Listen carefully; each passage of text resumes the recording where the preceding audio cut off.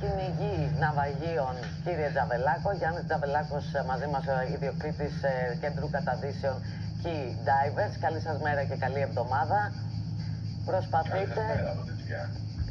Ωραία, είδες, είναι και στην Τζιά. Το ήξερα, αλλά, το φανταζόμουν, αλλά δεν ήμουν βέβαιη, γι' αυτό δεν το είπα.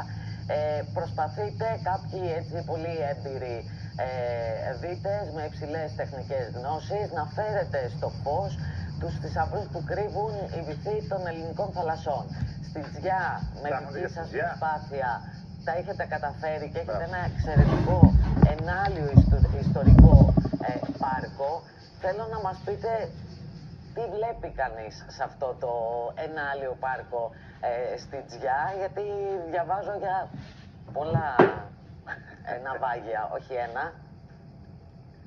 Ναι, αυτός είναι ένας θεσμός πρωτοποριακός για τα ελληνικά δεδομένα και για τα ευρωπαϊκά δεδομένα, θα έλεγα. Η ίδρυση και η λειτουργία του ενάλιου ιστορικού τόπου Κέας. Αυτή είναι μια πρωτοβουλία που ξεκίνησε ως προσπάθεια τέλος πάντων πριν από 6 χρόνια και τελικά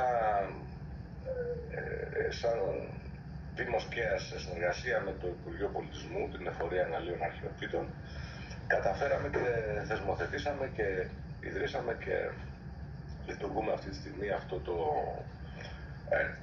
μοναδικό για τα ελληνικά δεδομένα, όπως σας είπα, έτσι, θαλάσσιο χώρο. Είναι ουσιαστικά ένα θαλάσσιο πάρκο, μια ζώνη απολύτου προστασίας, πάνω από 3 ιστορικά ναυάγια. Το οποίο, συγγνώμη κύριε Τζαβελάκο που σας διακόπτω, να πούμε ότι οι εικόνες που βλέπουμε στις οθόνες μας αυτή την ώρα είναι πλάνα που μας έχετε στείλει εσείς και ευχαριστούμε πολύ και είναι ακριβώς από το θαλάσσιο πάρκο στην Τζιά. Ναι, όπως σας έλεγα λοιπόν, αποτελείται από 3 ιστορικά ναυάγια, το Πατρίς, το Πουρτιγαλά και το Britannic, τα οποία συνθέτουν... Αδελφό του Τιτανικού, το Britannic, Το Britannic, ναι, το αδελφάκι του Τιτανικού, ναι. Στα πάρκα αυτά, στους θαλάσσιους αυτούς χώρους, απαγορεύεται πλήρως το ψάρεμα, είτε από επαγγελματίες είτε από ερασιτέχνες, και από τον Ιούνιο του 2022 που ξεκίνησε η λειτουργία, δηλαδή λίγο περισσότερο από 2 χρόνια, είναι εντυπωσιακή η αύξηση της θαλάσσιας ζωής στις περιοχές αυτές. Δηλαδή είναι κάτι που πραγματικά μόνο αν το δεις το πιστεύεις. Δηλαδή άνθρωποι οι οποίοι έρχονταν και στο παρελθόν και έκαναν καταδύσεις στα σημεία αυτά και έχοντας έρθει και φέτος το καλοκαίρι, έχουν μείνει πραγματικά έκπληκτοι από τη διαφορά. Μέσα σε 2 μόλις χρόνια η θαλάσσια ζωή έχει επιστρέψει στα επίπεδα, τι να σας πω, του 1950 ενδεχομένως. Άρα είναι ένα τεράστια οικονομική σημασία. Κύριε Τζαβελάκο, να σας πω, ένα εντυπωσιακό case study για το πώς ήταν οι θάλασσές μας κάποτε και πώς τις έχουμε καταντήσει.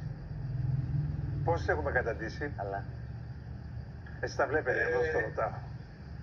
Η Μεσόγειος πλέον είναι νεκρά θάλασσα, κάθε πέρσι και καλύτερα. Υπάρχει το εθνικό μας σπορ, δεν είναι το ποδόσφαιρο δυστυχώς, είναι το ψάρεμα.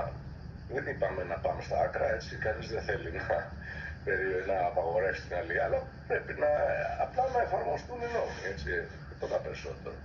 Δυστυχώς δεν εφαρμόζονται και υπάρχει μια ανεξέλεγκτη αλία, είτε από στέχνες και ενδεχομένως και από κάποιους, όχι όλους, επαγγελματίες που έχουν φέρει τις θάλασσες μας σε αυτό το χάλι. Κύριε Τζαβελάκο, σε τι βάθος βρίσκονται τα 3 αυτά ναυάγια και ποιος μπορεί να τα επισκεφτεί? Δηλαδή, μπορώ κι εγώ, ας πούμε, αν με ενδιαφέρει, να έρθω με το κέντρο καταδύσεων, το δικό σας ή κάποιο άλλο, και να κάνω κατάδυση για να τα δω, ή επιτρέπεται μόνο σε επαγγελματίες δίτες?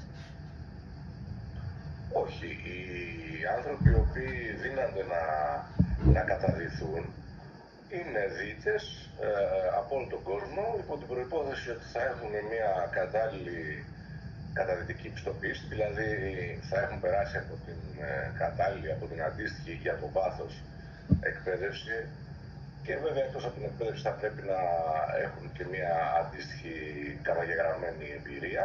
Έρχονται, Και... έχει γίνει δηλαδή Βεβαίως. και απόλος έλξης εξ αυτού του θαλάσσιου πάρκου. Βέβαια, βέβαια. Για να σας συνεχίσω αυτό που με ρωτήσατε προηγουμένως, πρέπει απλά να οργανώνονται οι καταδύσεις από κέντρα καταδύσεων, τα οποία είναι αδειοδοτημένα από το Υπουργείο Εμπορικής Ναυτιλίας επισήμως να παρέχουν καταδυτικές υπηρεσίες. Θέλω να πω δηλαδή ότι δεν μπορεί ένας οποιοσδήποτε άνθρωπος να πάρει το αεροπλάνο από την Αμερική και να έρθει να καταδυθεί στο Βρετανικό.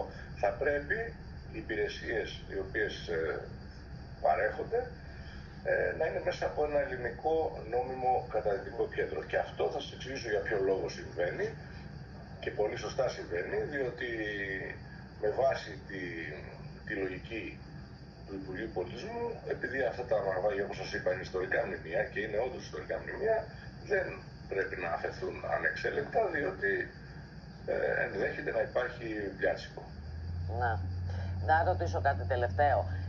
Διαβάζω ότι είσαστε στη φάση μιας προσπάθειας να ποντίσετε και ένα παραπλησμένο Boeing 737. Και για ποιο λόγο αυτό? Ισχύει αυτό, υπάρχει αυτή η προσπάθεια. Η γραφειοκρατική διαδικασία βέβαια είναι μακρά.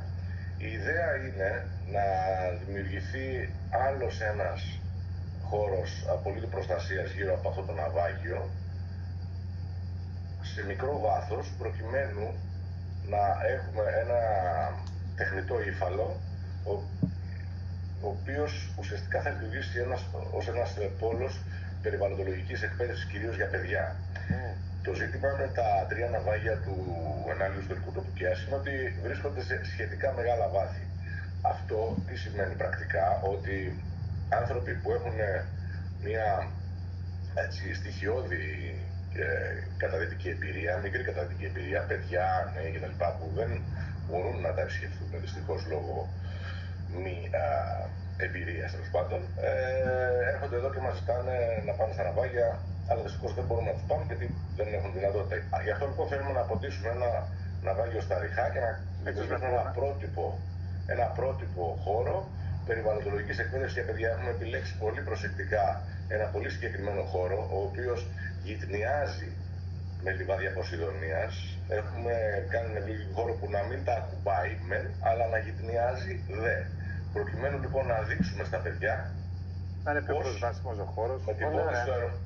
Με την πώληση του αεροπλάνου και με την περιφρούρηση και με τη φύλαξη του χώρου του θαλάσσιου σε αυτό το σημείο, προσδοκούμε να αποκτήσουμε άλλο ένα σημείο, όπου θα είναι ένα σημείο πρότυπο, όπου μέσα σε λίγα χρόνια η θαλάσσια ζωή θα ξαναγεννηθεί και θα γίνει όπως πρώτα. Και αυτό θα μπορούμε να δούμε και τα παιδιά μας. Ευχαριστούμε πάρα πολύ. Επίσης να σας πω και αν θέλετε ένα λεπτάκι αν μπορείτε να μου δώσετε, αυτό όλο γίνεται χωρίς καμία απολύτως επιβάρυνση του φορολογούμενου, χωρίς καμία επιβάρυνση του δημότη. Όλα γίνονται μέσω χορηγιών και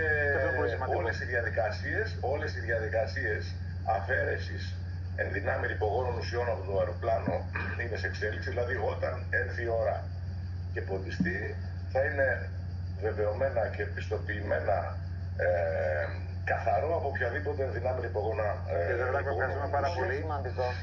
Πολύ σημαντικό αυτό που λέτε. Ευχαριστώ πάρα πολύ και για τη σύνδεση και για τις ωραίες εικόνες. Να είστε καλά. Νομίζω πάμε τώρα στη Νέα Μάκρη. Πάμε στη Νέα Μάκρη. Πάμε Νέα Μάκρη γιατί έχουμε